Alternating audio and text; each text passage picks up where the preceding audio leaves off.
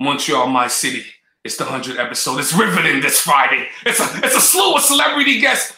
This guy is like the Inspector Gadget of broadcasting. He is the Charlemagne the God to my Joe Buddens. He is the Kevin Durant to my LeBron James. I can't even turn around without seeing this guy all over social media, all over the media. Stay busy. He has gained national prominence. He's become the TI of urban culture in Quebec. They have come to him when there's issues in the Black community now. If it's hip and it's popping, everything runs through Mr. Renzel Dashington. Mr. Montreal, as I call him now, would like to welcome you to our 100th episode. Me and Kay both voted for you to be on as one of our most memorable guests. Congratulations, guys! Montreal's best radio show. I'm not even. I haven't seen anyone as much as I've seen you because I love you.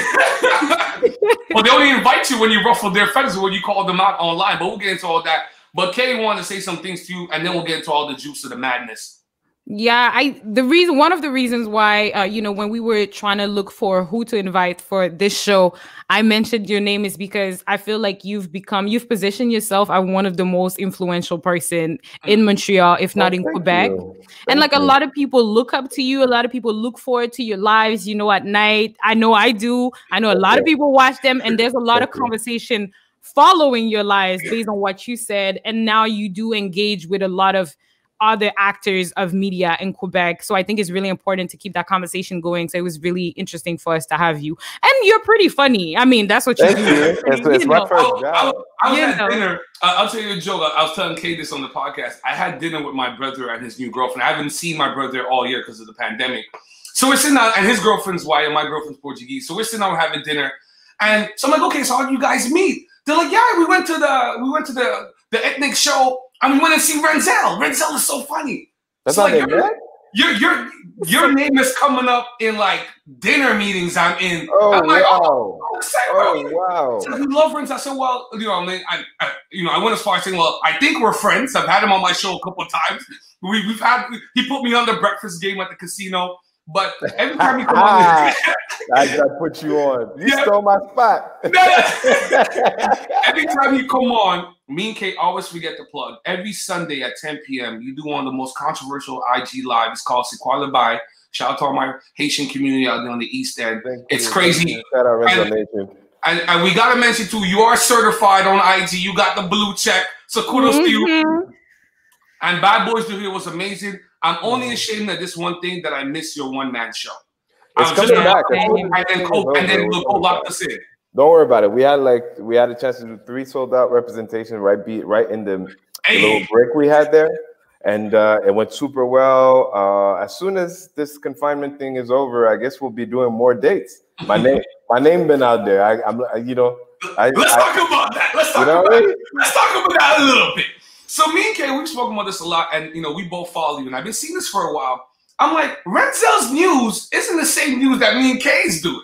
Shit, I wish I had yours.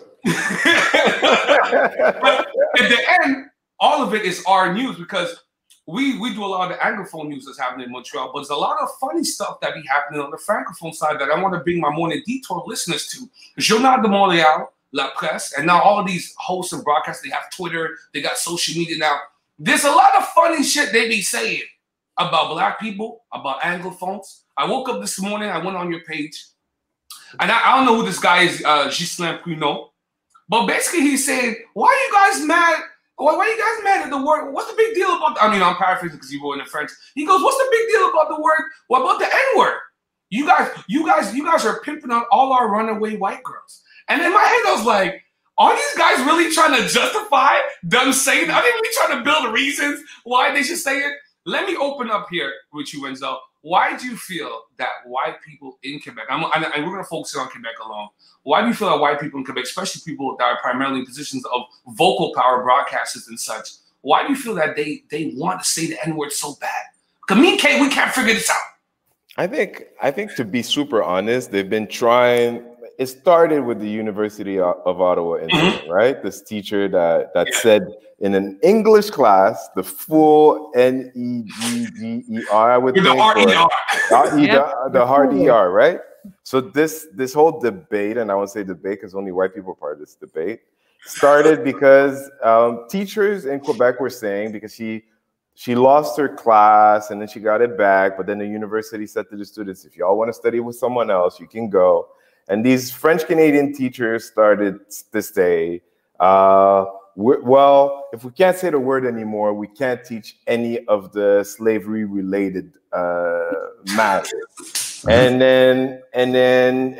that's where the conversation started. If you guys want us to talk about you, but when we do, now y'all mad that we use this word. What's the problem? It's academia. That's where we go to learn. That's where we go to teach. What's this idea? Is the world so ahead on things that teachers don't have anything to learn to students about the N-word anymore?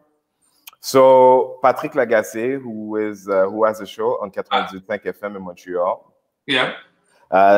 was talking about this incident and decided to say the whole word. Okay, so it started in academia, and now there's a little asterisk that says, "Well, also in media," right? So now, in French media, Francophone media. Yeah, so let's recount this, right? So a group of white people started to have a conversation amongst themselves, then started an issue because, let's be clear, it's mostly white people in the class, right?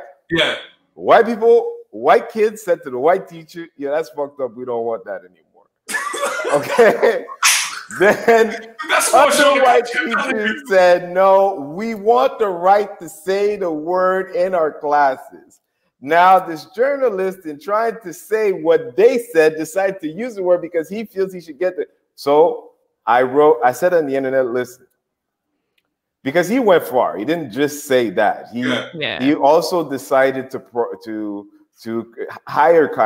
create a hierarchy of pain for how a black person might feel about other people using the word, in saying, well, there was slavery. It's not like this thing's the end of the world type thing. So now I had many problems with this man. So it was 15 seconds, but this man was shaken to his core.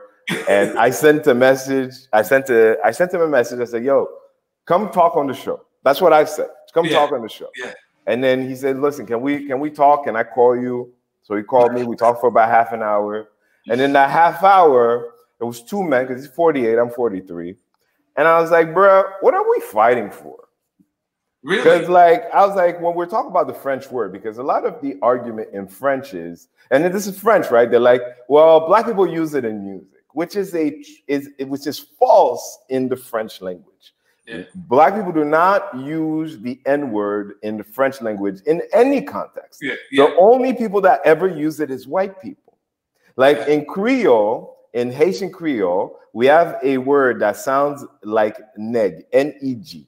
But that word means man. Yeah. It only means man. Now, it probably comes from there. And the people in Haiti are former slaves that have about 400 years of existence, right? But this is the word. But in French, we never use. So I was trying to explain to him.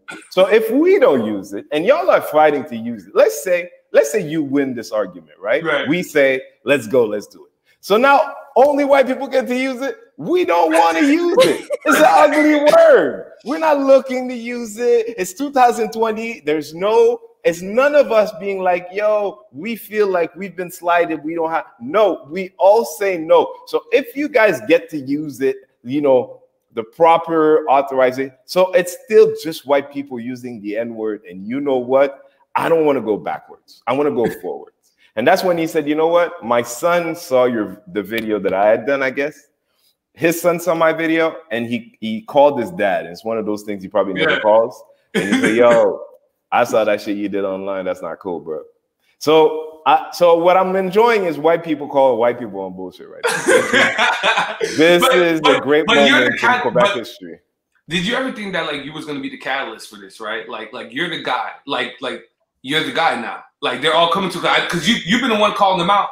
Because me and Kay, we normally see we call out Valley Palm. I'm dying for Valley Palm to come sit down with me because I don't understand what's up with all these bike paths everywhere. I live in Colton Nash. I live in the hood. Yeah. There's bike paths everywhere. How many brothers do you know have bikes anymore? Mm-hmm.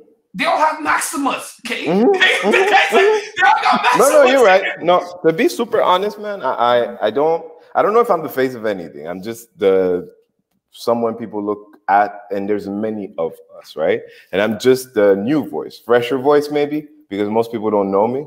I see some ladies writing your comment. They're like, we love the sound. You know, I'll be reading your comments too because it's hilarious. Because it's half OnlyFans, it's half like activism in there a little bit. I saw one stuck out to me this morning. She's like, you know, j'admire ta voix, Renzel. And I was like, God damn. I was like, God damn. I was like, are we gonna be able to get this interview, Kate? I started sweating.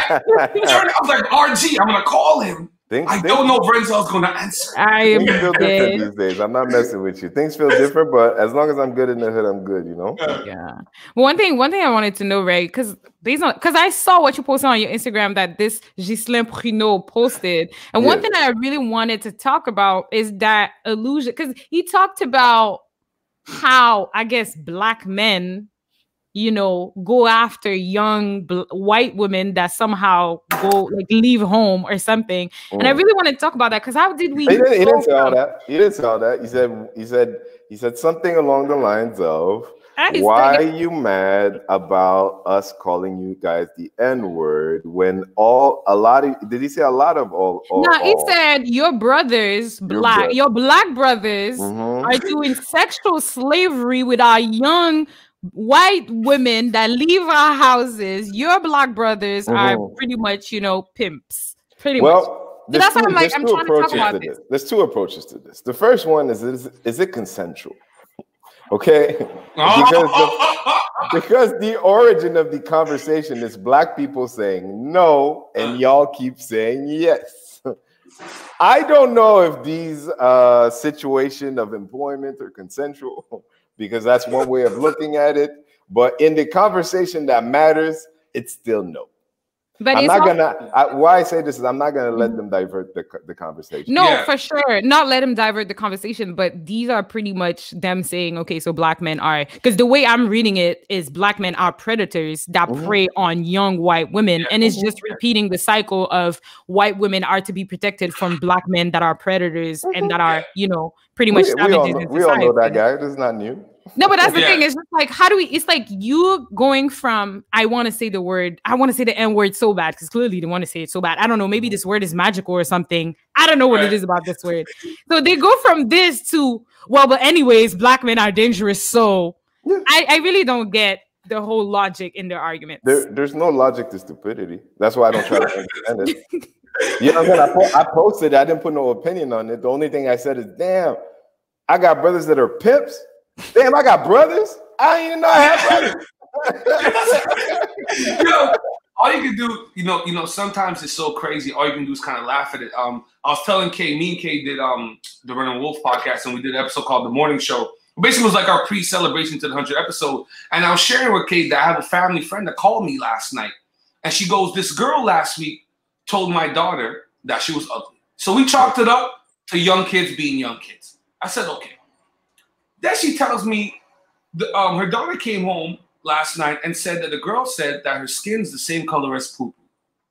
So then the daughter replied back to, because, you know, I've educated her. I brought her to book signings. I brought her around Black prominent females. So she knows a little bit about Black, even at 8, 9 years old. And she goes, so she goes to the little young white girl, and this girl's 8. She goes, "Do you know that your people used to enslave my people?" And the white girl was like, "Yes, I know. Yes, I know." Now, my friend never received a call from the teacher. Now I've been told that the teacher had talked to the girls. They cried, apparently. They cried when the teacher confronted them about the situation. But I was telling my friend, it's alarming to me a little bit, because the situation happened to me out in Chattagee as well. I'm like, where does an 8-year-old white girl get this vibe from, get this ideology from?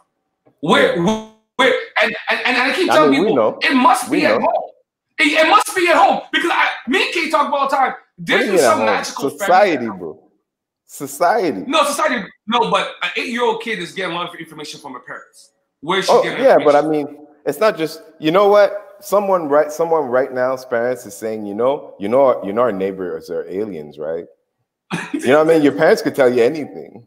But exactly. for that thought to be reinforced by the society you live in is different. No, for sure. You feel what I'm saying? So this little girl, she's not going to school saying, my neighbors are aliens, right? No, she's saying something that she knows consciously or subconsciously that is okay outside of her house, right? Now, my issue at this point, if there was to be real changes, you know, governments acknowledge racism, and they have for years now.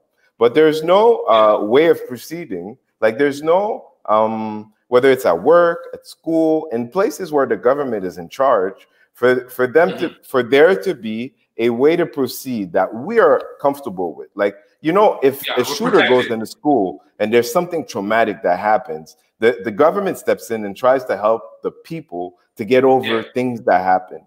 Children have traumatic experiences through racism every day in school, but at this point in 2020, there is no response. And part of it is our responsibility, not our fault, but responsibility to ask the people in power, or at least to suggest these things, or to make people conscious that if you can't say racism is a thing, it's horrible to hear that it's possible these should. No, they do go through this stuff. Like you don't screen for racists at school. So for sure, there are racist staff. So now that we know there's racist staff, if something was to happen, do you have a way to compose? Because these are children, or these are your employees, or people you consider. So I mean, as far as I'm concerned, I'm a comedian. So I want to think I look at things a little different. Right. Like I look at I try to look at things from a new angle, or at least try to make new light out of things. Right. So that's something I'm happy to bring to the table. But I'm not inventing anything. I'm a student, and every activist that ever existed before me. You feel me? So I educated myself, and then in my own way, I'm trying to do the same for the people that want to hear something new. Well, listen, man, that's all we can do as broadcasters, is try to, share the right kind of energy, right kind of information. But switching energies a little bit. What's next for the comedy for you? You came out with the one-man show. Now, I felt like if we didn't have COVID or this pandemic, you would have probably gone on tour. I think you're good enough to have done a little North American. I know you got some connects in Europe. What would have been next for you after the one-man show, if you can check? I know some of you guys are secretive. Bad Boys de Rire is also my baby. So me and the rest of the team of Bad Boy, we were all doing this at the same time.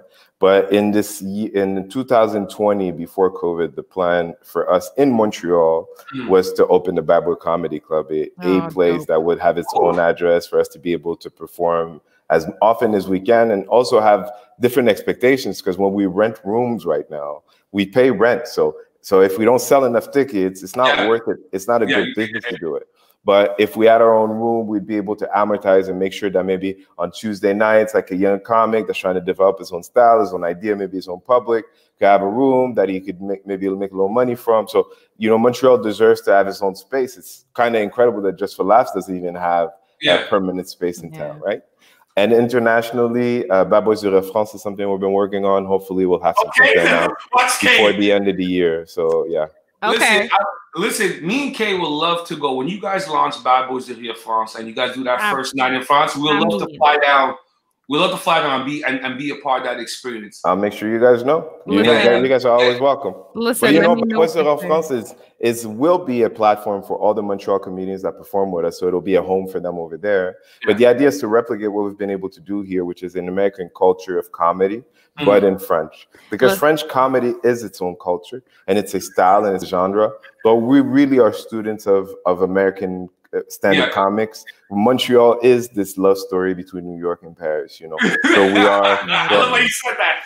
I love when you said that. No, I love it. And when you said that, it reminded me of the Jamel Comedy Club that exists currently in Paris, and I guess that was the idea as well for a while. And we have different type of comedy, but I think it's good that what I like about Montreal comedy is I can relate. Like I can really relate 100%. Like I don't need to be, following American politics or nothing. I could just relate, and I love that. Other thing that I love is the fact that you guys and you and your team are giving a platform to new up and coming people that want to, develop their craft. Not a lot of people allow, young people that don't necessarily know if the joke is going to hit to actually go and practice in front of a crowd. So I think it's beautiful. We've had the last time we counted, we had over 150 comedians of color from Montreal that performed on our stage. Nice. And you put them on. Put them on is relative. A lot of them have been doing comedy before at different paces. Like every comedian's different, but a lot of them did start with us, or at least could see the vision of their craft being a career through our process. Yes, there's a lot of them. Oh, listen, man, beautiful things. You guys hear him all the time on our show. He comes at least once every 2 months. Mr. Renzel Dasherton. He has a beautiful IG live, very controversial, every Sunday at 10 p.m. It's called C'est quoi le bail? What do you have on the slate this Sunday? Well, actually, so this is on Friday. So by Friday, we will have had our interview with Patrick Lagacé, and maybe Guy Lepage will come too. I don't know. I already told him. I love, you know, a lot of the Anglophones listening to the show don't know, like, you're literally bridging the gap between like English speaking and like the upper echelon of like top French media. Guy Lepage is a big deal. And like you're bridging that gap between it, because at the end of the day, we all live in this city. I know everybody wants to divide between language and between what area of the city they live in, but we're all Montrealers at the end of the day. And I think you're doing a great job at kind of merging both sides of all kind of vibes. Bro, I'm just doing it from the heart. For me, I'm not You're doing God's work. myself, you know. Inspector Gadget of broadcasting.